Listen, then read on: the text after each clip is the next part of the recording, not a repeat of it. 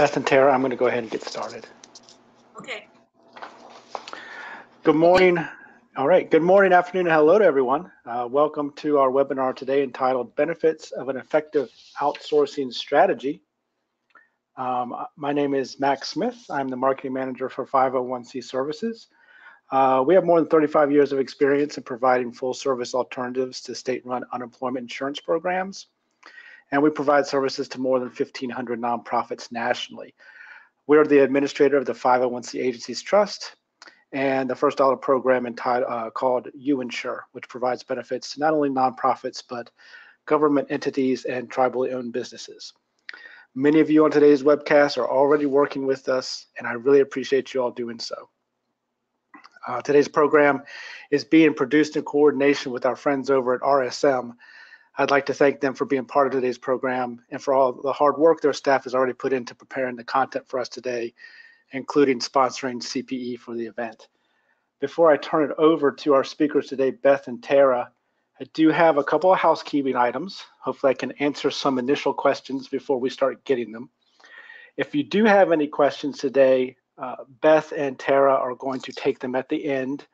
But while they're going through the program, if you do have a question and you don't want to forget it later on, just go ahead and shoot that into the questions tab, and they'll address as many as they can at the end of the program. The materials you see today, a video copy of the presentation and the slides, you will get later today in a follow-up email. So don't worry about that. You'll get all the notes. And for our recertification credits, we do have a buffet of credits today. RSM is going to be providing the CPE, so you'll probably get a note from them in probably about 4 weeks. I wouldn't bother them before about a month to give them time to get all the paperwork done.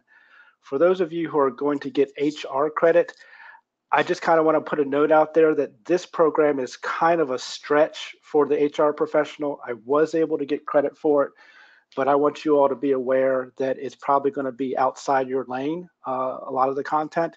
But it is worth an hour if you want to hang on, and there will be some probably auxiliary benefits to being here. But just for the HR folks, it is kind of a stretch programming for you, but it is worth the credit. And I also want to invite everybody to join us again later on. In March, we will be presenting a guide to wage and hour for all of our nonprofit professionals. That's on Thursday, March 8th at the same time, same place. So I hope everybody will come back. Now, provided the technology will allow us, I'm going to hand off to Tara so that we can see her slides.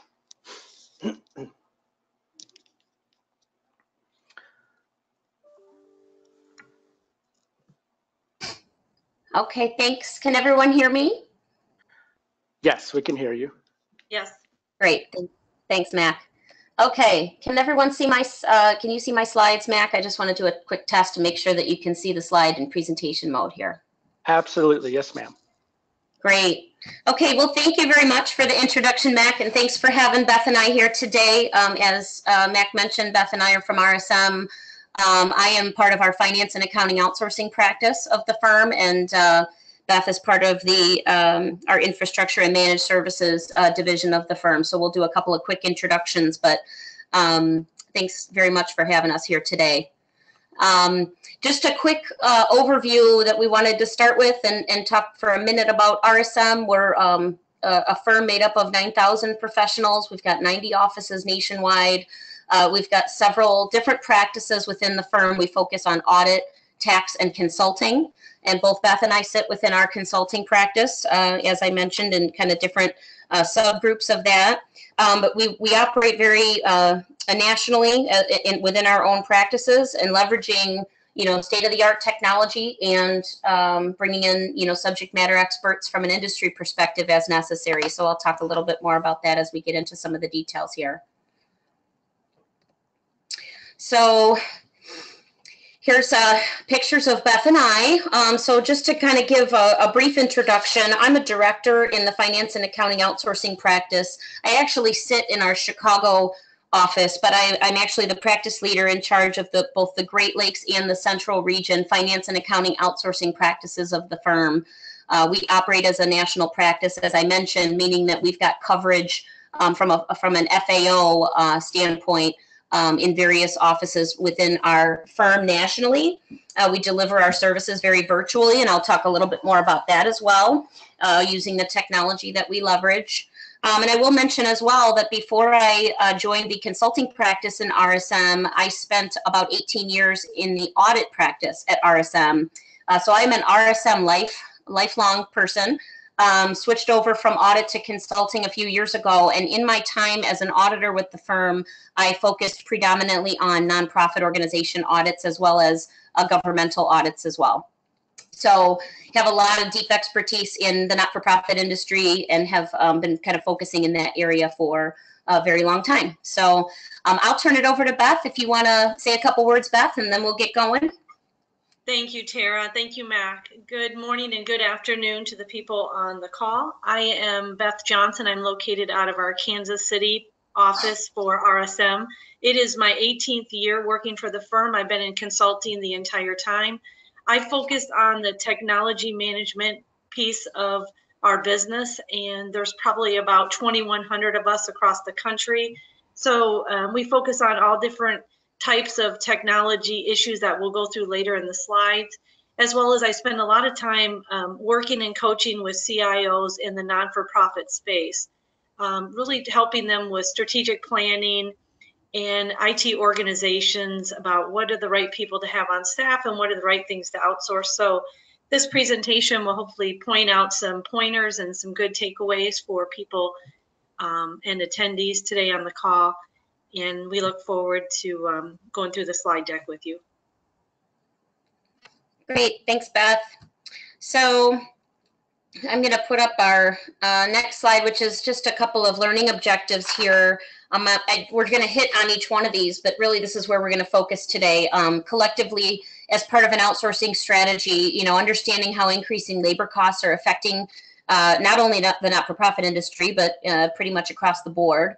How to drive innovation through strategic outsourcing partnership, as well as obtaining best practices in outsourcing models and approaches. So we're going to talk about a couple different approaches that you can utilize to help make that partnership very successful in your organization.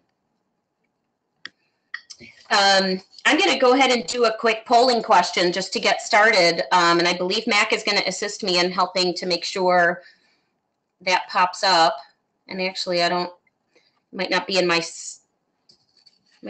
slides here, but the question is, how would you categorize the stage of development your not-for-profit organization is in?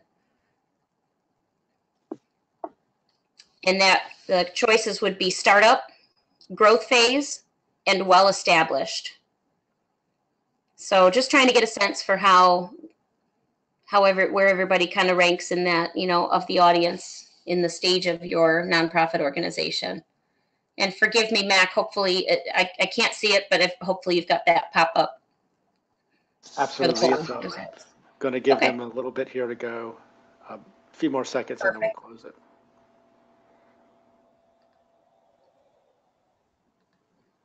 So it looks like 80% are well established and 20% are in the growth phase. We didn't get anybody who claims that they're a startup. Great. Thanks for that summary. Okay, great. That helps, just to kind of understand the audience we're talking to and just get a better understanding of who everybody is. So I'm going to dive in, and my focus is going to be on the back office and accounting side of things, and then I'll turn it over to the second half of the presentation for Beth to walk through more on the IT and managed service side of things. But, just to kind of start off and talk a little bit about some of the factors here that, these are challenges being faced by nonprofit organizations. Many of these, if not all, will resonate very much so with everyone on the call. I've got a couple of slides here that kind of cover some of what we've pulled together that really support the need and the argument for, bringing in an outsourced provider and or supporting your organization with the right expertise and technology. So, first of all, rising costs of strong finance and technology people. It's getting harder and harder to find strong individuals that are able to, handle the accounting nuances, not only with all the changes in the accounting world, but as well as the nuances of what needs to be done in a not-for-profit GAAP financial statement situation. Making sure that we've got, the right fit. And then the cost of, training, recruiting, benefits, and things like that. Those are all things that factor into the cost of having those individuals in-house. So, definitely something that a lot of organizations are looking at. And as a trend, we're seeing a big uptick in outsourcing just based on that issue alone of just really struggling through finding the right fit, the right people. There's uncertainties about future funding. A lot of organizations are looking at it from a cost perspective, and in potential situations of future funding, looking at a solution that can support your operation that's very scalable, can be scaled down or up based on how things are going. Whereas you have a little bit less flexibility with that when you have an insourced situation. I'll kind of jump around here. Another one, kind of second to last on the list here, is exposure and reputation risk. There's definitely a specific risk to nonprofits, because even if there's a small, something that pops up in the controls area or something goes awry, it's very much an exposure and reputation risk for the organization. Those little, unfortunately, sometimes the little monetary items are what hits the paper and puts the not-for-profit in a bad light. And obviously with the third parties that we're reporting to, we want to make sure that we keep that reputation looking very positive. So helping with that would be an outsourced solution with bringing the right talent and expertise to the table. And speaking of talent, the right talent, but is somebody a fit for the organization? So we see this a lot with nonprofit organizations. Everybody's got kind of a, you've got your own unique mission, and you're trying to achieve certain goals, and there's a culture within the organization, so much more so in the not-for-profit space than in other industries. And you might find somebody that's the right talent, they have the right skill set, but are they also a right fit for the organization? So that just, again, it just makes it so much more challenging to find that right person for the organization. Okay. And then just continuing on, changes in technology is another big challenge that is being faced by organizations across the board. Security and privacy are topics that are coming up constantly. Ability for third parties to break into systems and steal data. Making sure you've got the right kind of security around that. And I'm sure Beth will touch on that a little bit with her piece. But some of the technology that an outsourced provider will be bringing to the table, typically, if they're the right provider, will be very secure cloud-based platforms that can be that are very secure and kind of help prevent from that type of situation where you've got people breaking into the systems and stealing data. Another couple items are complexity of multiple revenue streams and managing the budget. These are very near and dear to CFOs' hearts. I know these are both areas that I'll talk about in a survey that was done by the AICPA, I believe it was last spring, that talked about, did a poll of about 400 not-for-profit professionals, and these two were the top challenges that were indicated to be faced by not-for-profit finance functions. And, making sure that you've got the right amount of support and the right technology in place to manage these multiple revenue streams, as well as managing the budget process, not only the annual process, but the monitoring of different costs and revenues against the actual established budget and forecasting.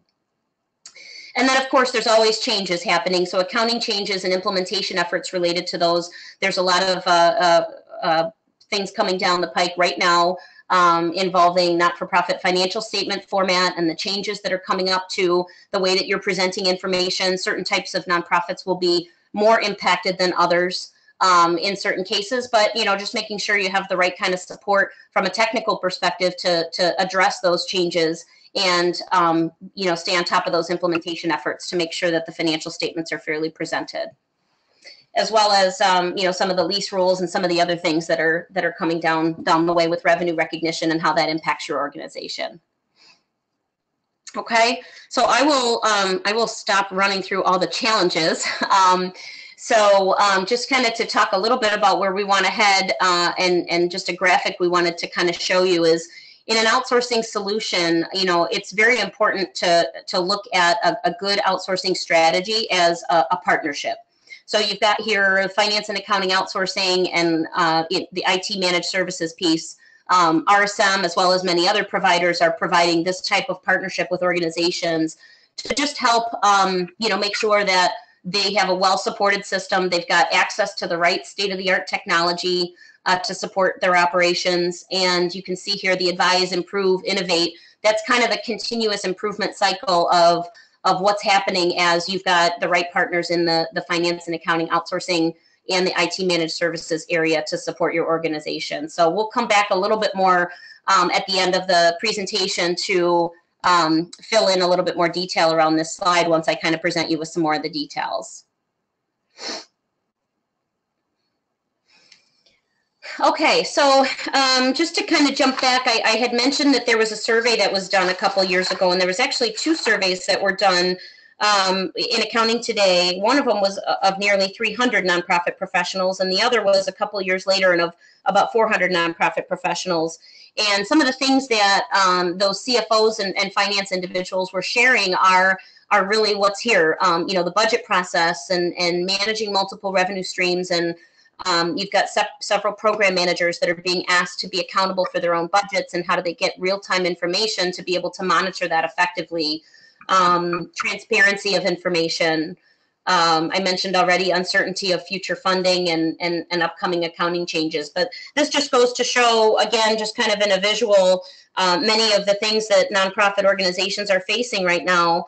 And I will say that one of the surveys also where the finance function was polled, they were talking about how much time is spent outside of the financial system manipulating data and trying to analyze non-financial performance data. So in that study, they mentioned that 73% of finance professionals are spending up to 5 hours per week manipulating data outside of their financial system. 81% are spending up to 5 hours each week pulling data and reports within their financial system. So just spending the time to actually pull the right data out of the system. 55% said they cannot customize their dashboards for individual users, which should be a very easy thing to do with the right technology.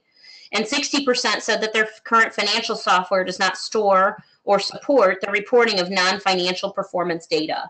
Dashboards that have those non-financial metrics and information in them, and having access to those for users within your organization is critical to being able to manage your budget properly and to be able to forecast out what's happening and how information is flowing through your financial system. One of the quotes that was actually done in the survey was actually, the fact that program managers waiting on reports is it's more than just an inconvenience, it's thwarting the mission. So it's taking necessary focus away from the mission and revenue producing activities to then be dealing with kind of, why can't I get the information I need to be able to manage my program budget, and how is information flowing? So it all just kind of comes together to show how critical having the right partners and the right access to the right technology is so important in this day and age. Okay, so just to talk a little bit about the evolution of back office outsourcing. So, strategies have evolved significantly in this space. The quality of service has been greatly enhanced in an outsourcing relationship. In the past, I think, when somebody hears outsourcing, it's kind of almost been conned as a negative term, when really I think that perception has turned around significantly. And, this doesn't have to be offshore outsourcing. You don't have to lose control of your finances or your IT organization in order to have the right support and the right partner from an outsourcing perspective. So it's just significantly come a long way, and there are a lot of providers out there, including RSM, who can be a strategic partner with you and help you grow, help you achieve the goals that you're looking to achieve in your mission. So another thing is that nonprofit organizations are very much recognizing the need for efficiency and having the right talent. So I talked about that a little earlier, but what this does is allows leadership to focus on the core competencies and the mission of the organization without having to have meetings where they're trying to figure out how to pull data out of the system and put it in a certain format for a certain funder or a certain donor, or things that really leadership should be focused on strategy and mission without having to pull data out of the system and be manipulating it manually. So again, it gets back to having the right access to the right provider and the right technology. Also, the other thing with outsourcing is it's very scalable for the right level of talent. So you might not need it full time. You might need a support system in place for an existing finance department, and you might see that you need automation in certain areas, for instance, where an outsourced provider can provide that and customize it to you, which is also very scalable. And in a subscription-based model like outsourcing is, you kind of buy what you need. So you can kind of scale to what your needs are, and as the need ramps up and you have other duties or things that you need to outsource or leverage an outsourced provider for, you can scale those up very easily. So you want to make sure you're looking at what that level of talent is that you want to retain in-house and have focused on the organization's mission, as well as what duties can be outsourced without having an impact on third parties and others that are benefactors of the organization. So to continue on this, there's a significant trend in outsourcing that we are seeing, not only in the not-for-profit space, but across the board, again, because of the value. Optimizing the process and improving the workflow. So, for instance, with an in-house model, you may be struggling with just getting a good documentation of what the process is. That becomes very important when you lose an individual in the finance department. That's key to the functions. If there's no documentation of what that individual did or what the workflow is that is needed to continue on with those operations, that can be pretty devastating when there's a turnover situation in the accounting and finance department. So part of what an outsourced provider will do is making sure that you're getting the most optimized process, automated as much as possible, and improving the workflow, and make sure that there's documentation around that as well of what the policies and procedures are. It provides good accountability. It improves organizational process agility with a trusted business partner. So, the ability to leverage an outsourced partner is critical, because those outsourced partners are typically serving many other organizations that are just like you, or very similar to you, or are dealing with a transaction or an issue that's come up that somebody else in their client base has just gone through. So what's nice about that is not having to recreate the wheel, and having that trusted business partner to help with those types of decisions and getting through those types of things.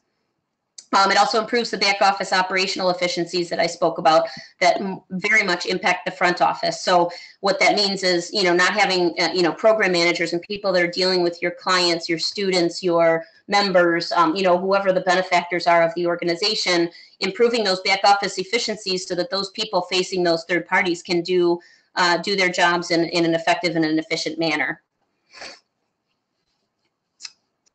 And then, of course, redirecting finance and accounting expenses to finance growth strategies. So, monies that were being spent on, in-house professionals in certain areas that can be automated and supported by an outsourcing partner can be redirected in the budget to finance other growth and revenue producing strategies. So just a quick overall, again, driving home the value proposition of the back office outsourcing model. So you can see here the visual, the benefits of finance and accounting outsourcing. I spoke about a little bit about the efficiency. Many times there is a cost reduction, whether it's a direct dollar cost reduction or whether it's intangible, and I'll talk a little bit about that in a bit. Scalability and improved relationships and continuous improvement. That's a significant one, because things are continuing to evolve and change, and being able to be agile in those situations with the right outsourced provider can help you kind of be prepared for some of those things a little bit better. So just a couple points down here to the left, I'll mention, there's very critical roles within the finance department between the accountant, the controller, the CFO, and there's many other roles within there. There's very different skills and perspectives there, and one person really can't perform all roles, but sometimes 3 people are too expensive. So depending on the size of the organization, this is just kind of an example, but scale it to your organization. Is there really a need to have a full-time accounts payable person, salary, benefits, and the costs that go along with that, et cetera, et cetera. So it just really kind of becomes, kind of a measurement of the value of what you need versus what you're currently getting. Avoid hidden costs. So this is kind of where I talked a little bit about the intangibles. So the time that management is spending with oversight over the accounting and finance function can be sometimes pretty thwarting on their time schedule and allowing them not to focus as much on the mission and growth strategies of the organization. So there's definitely that, and there's lost productivity resulting from turnover, as I mentioned. It can be pretty devastating to lose a key member of the finance department, especially when there's not a good workflow in place, good documentation, automation around the transactions that are being processed. So that's very critical. You achieve the best practices and scalability with the knowledge of a firm. So making sure that you're getting, doing what the best practice is, that provider is bringing you real-time advice, benchmarking, information and statistics from other clients that are going through similar situations, like I mentioned. And it ensures you have access to the right resource at the right time. So, you're engaging professionals almost on a fractional or a part-time basis, but they're accessible in a full-time capacity. So I think that's a critical piece to the value of outsourcing is you can take what you need at the time you need it. So not to spend a ton more time here, but this is just a visual that kind of talks about a scalable and customized solution and how it might look in the outsourcing world. So we have different varying levels of amounts of outsourcing we do for clients. We have some organizations where we are all of these roles. So we are the CFO, the controller, the accountant, clerical, we're processing payables, kind of doing everything from the top down. And what that means is there's a team of people that are performing roles at each of these levels. So our accountant and clerical people are just like any kind of, maybe data entry clerks and people that can handle that transactional level. We've also got controller level people, and part of our practice contains people who might have been controllers at other organizations who have come to work for the firm that are now providing those controllership duties on a fractional basis to a number of clients. And then we have the CFO support as well that we provide for many clients. And I'll get into this a little bit more as we get to the next slide. But a lot of times a comprehensive outsourcing solution is really a good way to go if your organization is structured right and based on assessing what you need. A comprehensive solution might make a lot of sense. In other cases, it might be more of an a la carte and kind of pick and choose the services that you might need. So if I could move into the next slide. This kind of gives a visual of all the different areas in more detail that you can have performed by an outsourced provider.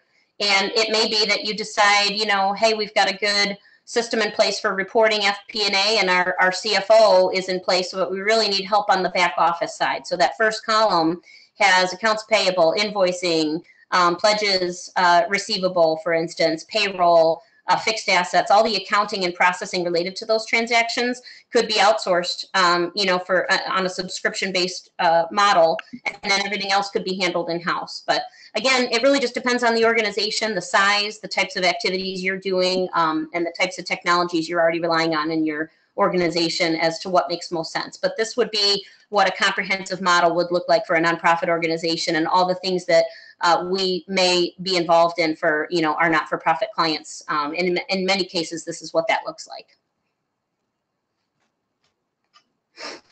Okay, so I just talked briefly about the technology platform that we use at least at RSM, and this is very applicable across a broad spectrum of outsourcing providers. So the right outsourcing provider at the end of the day is going to bring the state-of-the-art, best-in-class, technology to you so that you're leveraging a good cloud-based platform and able to kind of, address all of the things that come here. So a platform might include things like the general ledger, bill pay, expense reporting, credit card processing, payroll integration with third parties, with your service provider, document management, account reconciliations, and task management.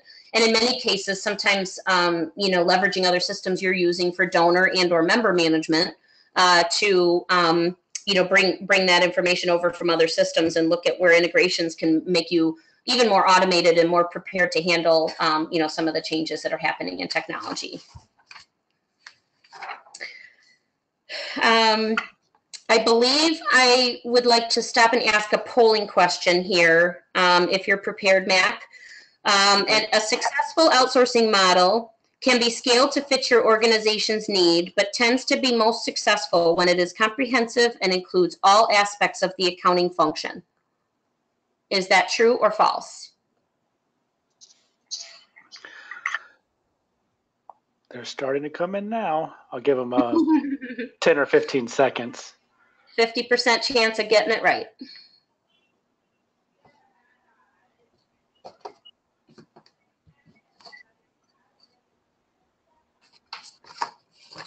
Give you a chance to take a breather too. Yeah, I'm trying to talk fast. I'm realizing I'm almost up on my time. All right, I'll go ahead and close it. We had 75% say false. Okay, interesting. Okay, it was almost a trick question. I talked a little bit about how many times it's successful when it's a comprehensive solution, but you can definitely choose a la carte areas that will help enhance your finance organization. But again, it tends to be most successful when it's more of a comprehensive model. So, okay. So if I can just close up with the last few slides here that I wanted to drive home on the technology platform. The technology platform that your outsource provider is using that we just talked about a little bit on the last slide that includes all those things like ERP, bill pay, document management, and things like that. These are some of the benefits you get of having that type of a solution. So I'll mention a couple of these, which I may have mentioned already previously, but just to kind of drive these points home.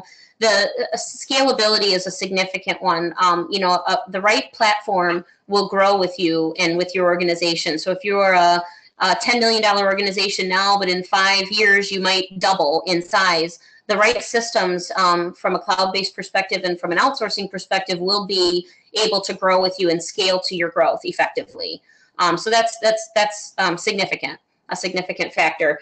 Reliability, nearly 100% uptime when you're dealing with the right technology. You have 100% uptime in the systems. Don't have to deal with sending messages out saying, hey guys, the system is down. Nobody can get in and do what they need to do now. You know, that's definitely important when you're looking at a technology platform. And I know Beth has got a couple things to say about that as well. A lower IT cost is another one. You're basically, accessing on a subscription basis what you need from an outsourced provider. And so that's critical that you're, it's a month-to-month contract. Our services are performed on a fixed fee. Many other outsourcing providers are doing the same. So you can easily budget for that. But you can also really be accessing what you need and at what levels based on volumes of transactions you're incurring, what your organization looks like, and things like that. Okay, and then a couple more things I just wanted to mention here. These are some of the best-in-class partners. At least RSM is partnering with all of these organizations, all these technology providers, but this is just a handful of those that are providing, really best-in-class cloud-based solutions in the not-for-profit space and in several other industries as well. But we leverage a lot of these systems as we're providing our outsourced services and, to kind of put together a customized technology platform for what your needs are as an organization. So there's also other systems out there that you may be using, specific association management software. There could be student information systems in the higher education world, or donor management systems like, Razor's Edge and other systems like that, could be looked at as technology that can be integrated with an outsourced provider's platform as well. So this is just as an example, some of the providers that we've worked with. And I'll wrap up before I turn it over to Beth. I just wanted to wrap up by giving a quick scenario of the economics to kind of understand visually and kind of drive home the point of what a potential scenario might look like and the cost savings that could be involved. So this is an actual case study of a client that we started doing the outsourcing work for a couple of years ago. They had an in-house structure, completely in-house, and replaced it with an outsourced model with our firm. So they had a finance director, a controller, level person that was about $80,000 in cost, salary, benefits, and everything. I'm sorry, that's just the salary piece. And then other key people in the organization that were doing transaction processing, including AP, payroll, and other functions, was about $40,000. And then the taxes and fringe related to those employees was about $32,000. And this also doesn't take into account the technology cost that that they were incurring with whatever technology solution that they had. So factoring that all in, they were spending at least $152,000 annually with an in-house solution. And when we came in and looked at what they were doing, automated several of the processes, put into place the right technology, we were able to come in with an annual spend of $120,000, which is about an average of 20% savings from the in-house finance model. So just to stress, this won't look this way necessarily for every organization, but just wanted to give an example of how you might want to be thinking about this if you are considering an outsourced solution for your organization, and where those time savings and cost savings will come from, both from a salary, a resource standpoint, as well as the technology savings that would be included in the annual spend under the $120,000 that I've got here in the example. All right, so I'm going to go ahead and switch it over to the next slide and let Beth take over from here. Thank you, Tara. And yeah, let's get into, I know Tara covered a lot of the accounting function and within the nonprofits. Obviously, we're covering finance and technology today. There's other areas within the not-for-profit space that people outsource, but these are the two we decided to focus on. And a lot of the reasons and you know, challenges that Tara covered earlier in the slide deck really flow into a lot of the technology department. So Tara, do you want to go to the next slide? Yep. You know, technology for organizations across the board can be challenging. I think people are looking to say, you know, how do we do technology better? And I think this first slide, you know, we did the non-for-profit technology network tech survey that was done in 2015. And we said, okay, based on the size of your organization, you know, sort of rate yourself in where you think your technology resides with your current staff or your current partners or your current outsourced providers. And I think this slide's sort of interesting because sometimes we think the larger the organization, the more you know, innovative and leading edge technology they'll have in place, and not always. I mean, sometimes what we find, I think, in the not-for-profit space is sometimes we tend to be creative if we're smaller. And this sort of shows us, you know, some of the organizations that are not as large are actually doing a pretty good job with both functioning and operating IT.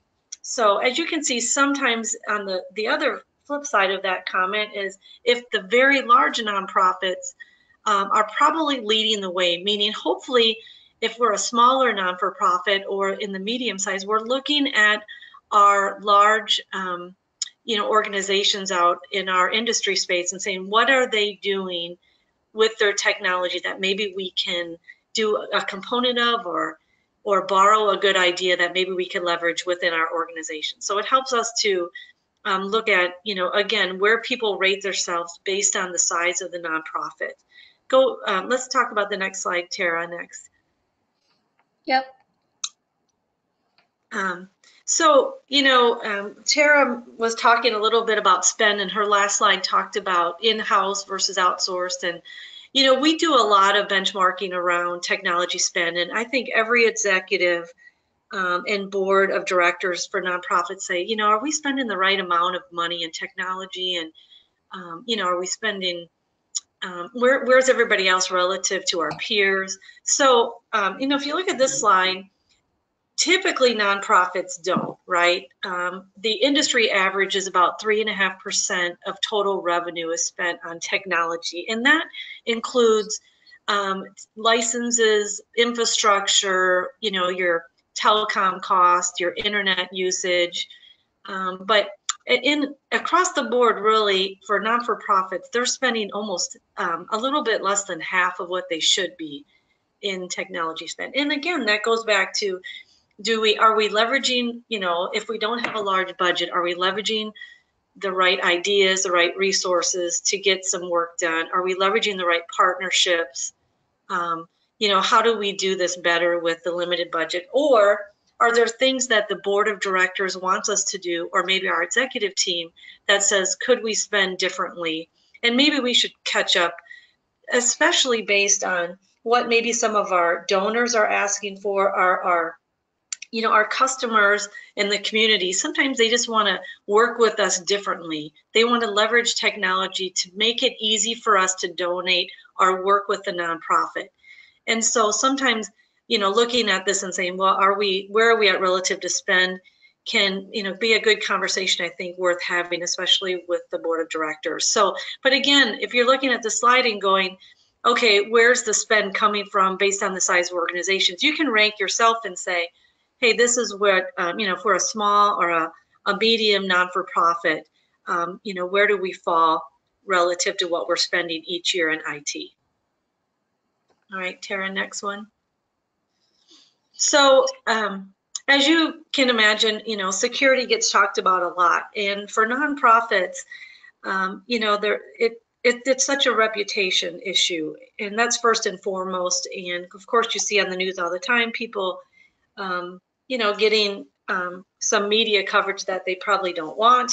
But, information security, the pressure around that and who's in charge of IT and how the executives manage that department or those people to make sure that they're safeguarding things they should be doing gets more difficult. So it's hard to find people that understand information security from all layers. And there's, 3 different levels here. There's all your technical safeguards, are the things, the appliances, the firewalls, the antivirus, everything that you're trying to protect that really probably sits in your IT department today is one area. Then, how do we really set the right policy within the organization? How do we enforce that policy?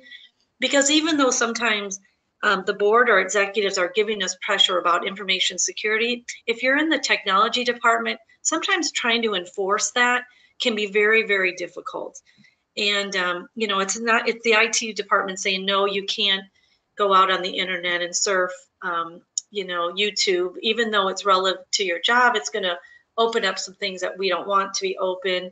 IT is having to educate and provide some security awareness training, which again goes back to a lot of security demands, a lot of new skills and skill sets that IT needs to understand how to do.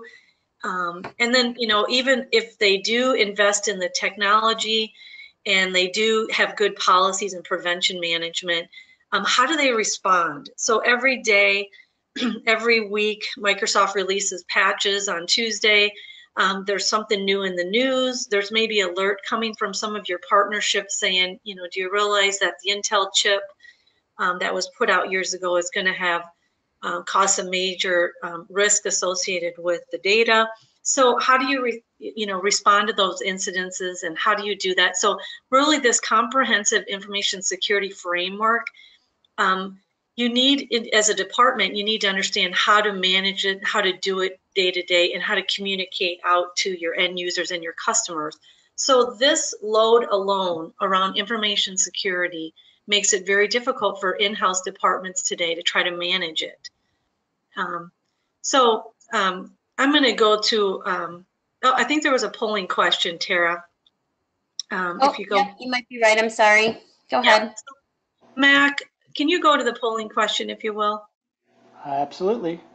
We will see how well people are paying attention. So, so this quick poll question is, what are the 3 components of a comprehensive information security? So select one. Is it the infrastructure, the software, and the hardware? Is it the technical safeguards, prevention, and monitoring? Or is it the laptop, passwords, and server? And Mac, I think I don't know if the middle answer has all of the answers. I see the ... on it, but right. So we're going to give you, go ahead. Yeah, we couldn't fit the whole thing in there, so did our best. Yeah, okay. So I will give everybody, this might be a tricky one to get, but I'll give everybody a couple seconds here.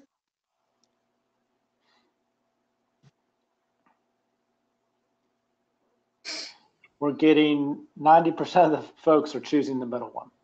Okay, perfect. Perfect. So you were paying attention. Good job, because you're right. It's all of the above. I mean, it's all those components that I talked about in the last slide. It's your monitoring, your incident response, your policies, and all your infrastructure that you're buying and hopefully implementing well to safeguard the organization. So again, a lot to manage, a lot to do for a typical in-house IT department. So again, I think, the non-for-profit landscape is changing, and the challenges and opportunities. Again, I love this because we're getting pressure from our constituents, our people that want to work with us as a non-for-profit about how do we do technology better.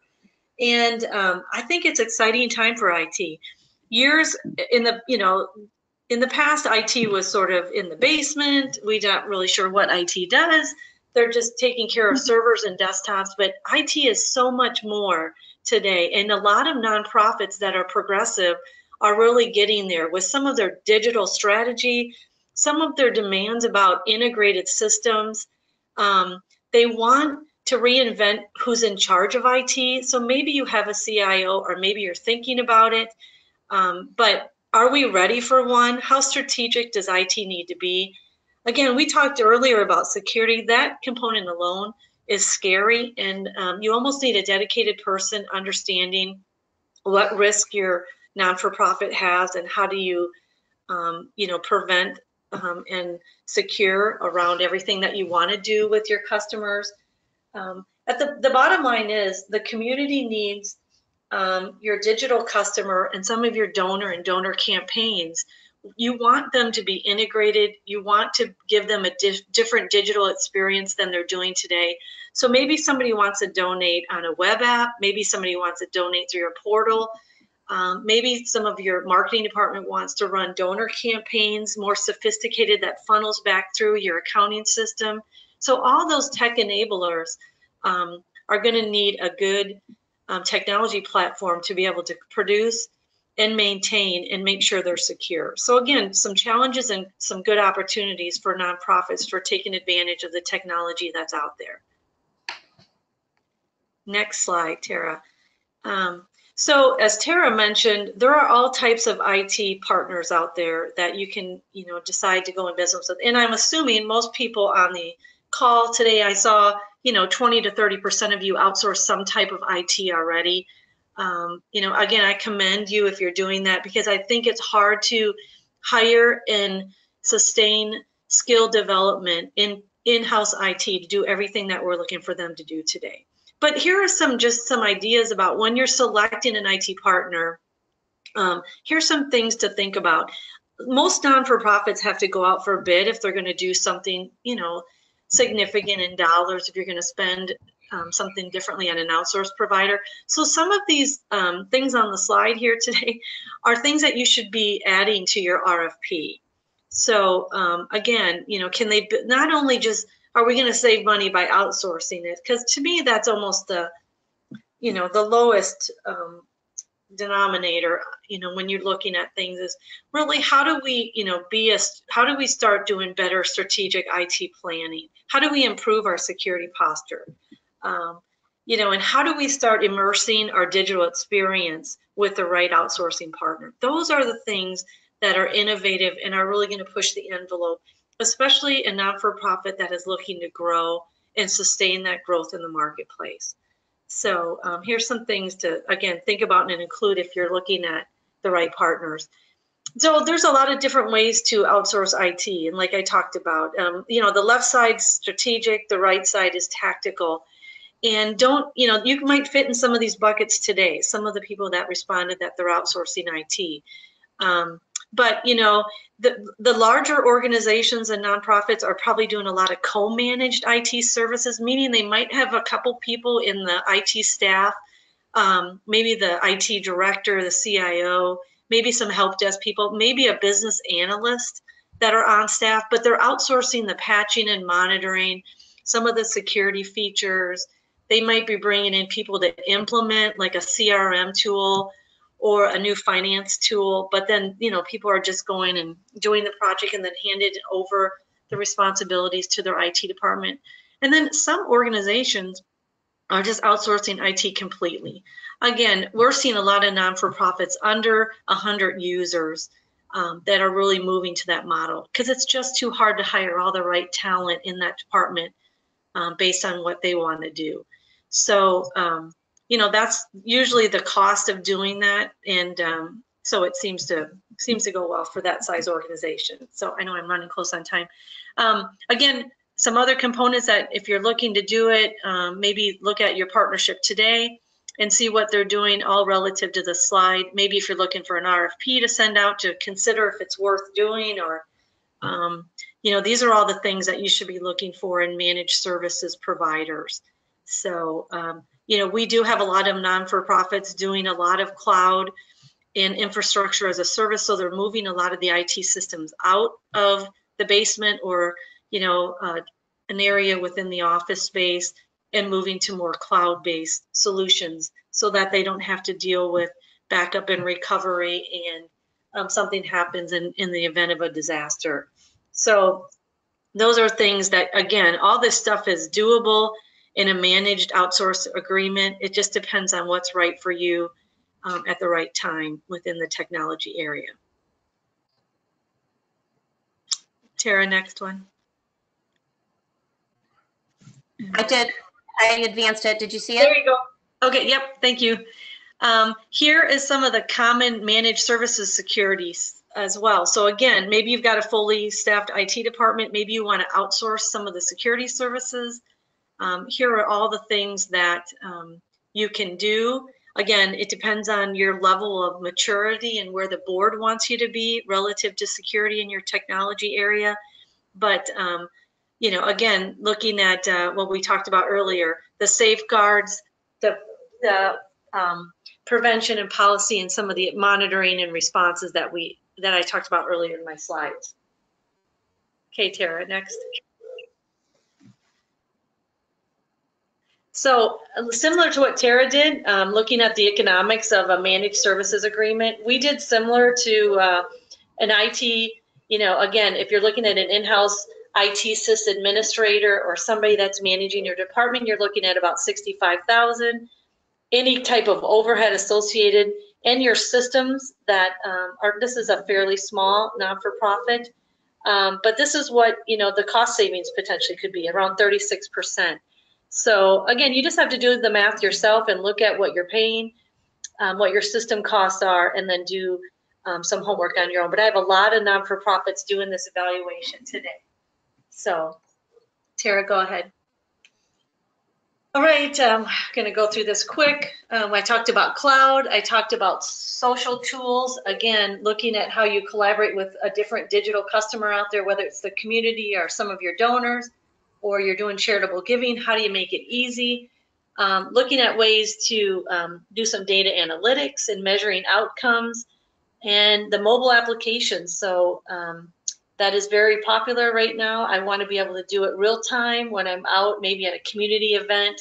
And how do I make that easy to do business with the nonprofit? So those are some things that are really trending in non-for-profits. All right. Some tech enablers out there, like similar to what Tara did on the finance and accounting side. Here is some popular things we see in the non-for-profit space. Know before, I'm going to mention that one real quickly. I do a lot of regulatory work with industries that are required to do a lot of security awareness training. So know before is something that helps with security awareness training for your organization. It's fairly low cost, and it's a good alternative if you want to do something around security awareness training. But all the other things similar to what Tara mentioned, and as well as some of these tech enablers that we see in the technology specific department. All right.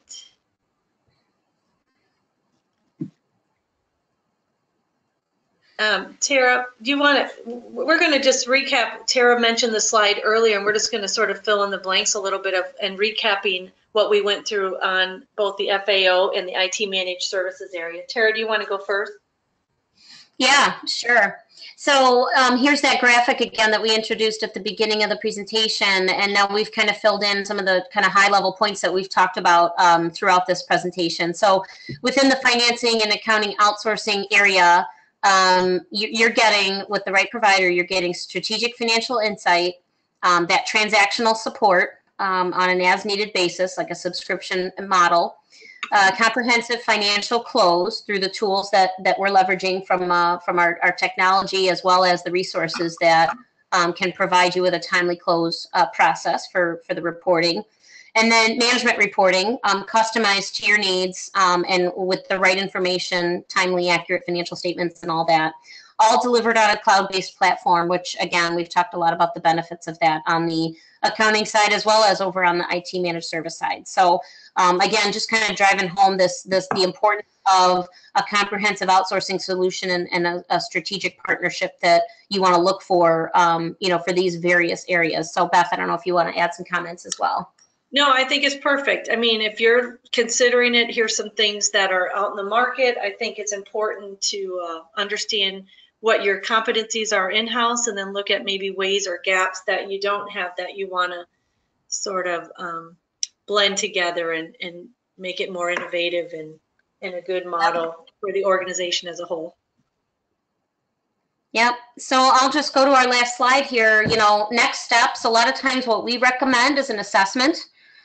If you're thinking that outsourcing might be something that's the right fit for your organization, an assessment is a very unbiased, quick hit diagnostic evaluation that helps you evaluate that.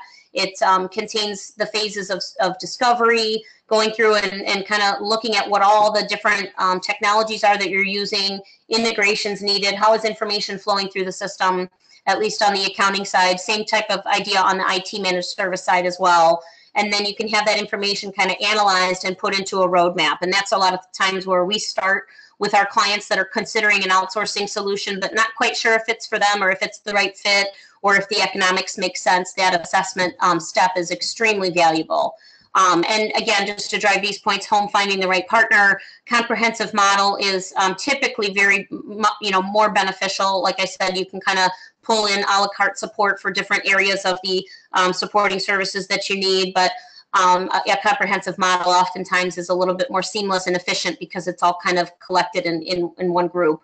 As well as flexibility, the right advisory skills from the right partner, and then the right geographic footprint. That's very important as well. As I mentioned, we operate very nationally, but we deliver our services regionally and locally. So we have the ability to get people on site as needed within our outsourcing model. But if you don't need that, we don't have to do that and structure it in that way. So we're very flexible, but that geographic footprint becomes important to certain organizations that need that local touch. So, and with that, I'm going to wrap up, and I guess we're going to take some questions. Mac, maybe you can help us through that. Absolutely. We have one talking about the IT cost per month. I believe Beth had a slide that talked about $150 to $200 per person per month on an IT cost. Raymond wanted to know if that was a national number because he was expecting something in like a New York metro area might be a little bit more. No, actually that is a national average. So if you're, and again, it depends on what they're all including in the per user cost. So what goes in the bundle of what you're buying. But no, that is across the board, whether you're on the West Coast or in the Boston area or central region. So that should be in the ballpark if you're outsourcing, looking at it, should be a good benchmark number to use. Okay, well, Raymond appears to have the only question being posed to you today. I guess the presentation was pretty comprehensive. Well, good. Our contact information is up on the screen if anybody would like to reach out and contact us with any separate questions or follow-up. But on behalf of Beth and I, we'd like to thank everybody for listening to our presentation today, and hope you all have a great rest of the day. All right, thank you, ladies. And like we said earlier, everybody will get a copy of the presentation later today. If you have any questions, you can just shoot me an email because the email will be coming from me. Thank you, everybody. Beth, Tara, have a great day. Thanks, you too. Thanks, bye-bye.